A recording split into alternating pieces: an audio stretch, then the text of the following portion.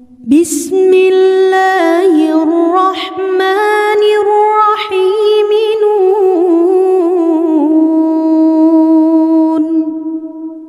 والقلم وما يسطرون ما أنت بنعمة ربك بمجنون وإن لك لأجرا غير ممنون وإنك لعلى خلق عظيم فستبصر ويبصرون بأيكم المفتون إن ربك هو أعلم بمن ضل عن سبيله وهو أعلم بالمهتدين فلا تطع المكذبين ودوا لو تدهن فيدهنون ولا تطع كل حلاف مهين هماز مشاء بنميم مناع للخير معتد أثيم عتل بعد ذلك زنيم أن كان ذا مال وبنين إذا تتلى عليه آياتنا قال أساطير الأولين سنسمه على الخرطوم إنا بلوناهم كما بلونا أصحاب الجنة إذ أقسموا ليصرمنها مصبحين ولا يستثنون فطاف عليها طائف من ربك وهم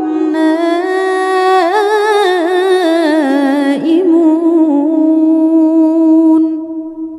فأصبحت كالصريم فتنادوا مصبحين أن اغدوا على حرثكم إن كنتم صارمين فانطلقوا وهم يتخافتون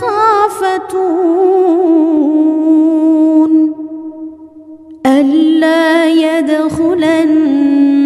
اليوم عليكم مسكين وغدوا على حرد قادرين فلما رأوها قالوا إنا لضالون بل نحن محرومون قال أوسطهم ألم أقل لكم لولا تسبحون قالوا سبحان ربنا إنا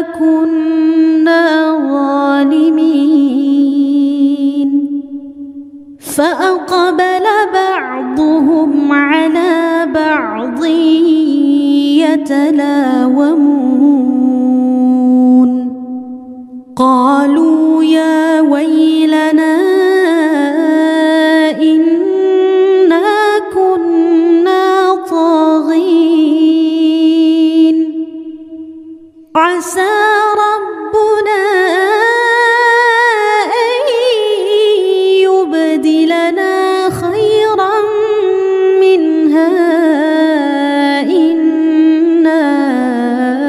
إلى ربنا راغبون كذلك العذاب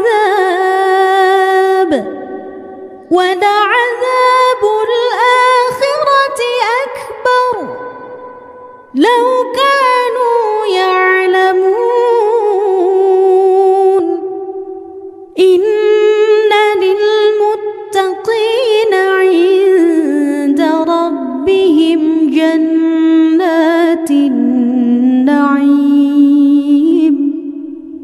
أفنجعل المسلمين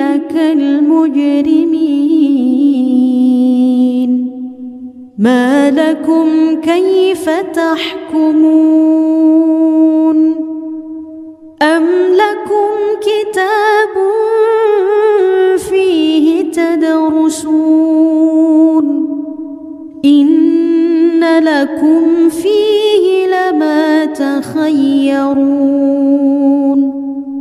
أم لكم أيمان علينا بالغة إلى يوم القيامة إن لكم لما تحكمون سلهم أيهم بذلك زعيم أم لهم شركاء فليأتوا بشركائهم إن كانوا صادقين يوم يكشف عن ساق ويدعون إلى السجود فلا يستطيعون خاشعة أبصارهم ترهقهم ذلة وقد كانوا يدعون إلى السجود وهم سالمون فذرني ومن يكذب بهذا الحديث سنستدرجهم من حيث لا يعلمون وأملي لهم إن كيدي متين أم تسألهم أجرا فهم من مغرم مثقلون أم عندهم الغيب فهم يكتبون فاصبر لحكم ربك ولا تكن كصاحب الحوت إذ نادى وهو مكظوم لولا أن تداركه نعمة من ربه لنبذ بالعراء وهو مذموم فاجتباه ربه فجعله من الصالحين وإن يكاد الذين كفروا ليزلقونك بأبصارهم لما سمعوا الذكر ويقولون إنه لمجنون وما هو إلا ذكر للعالمين.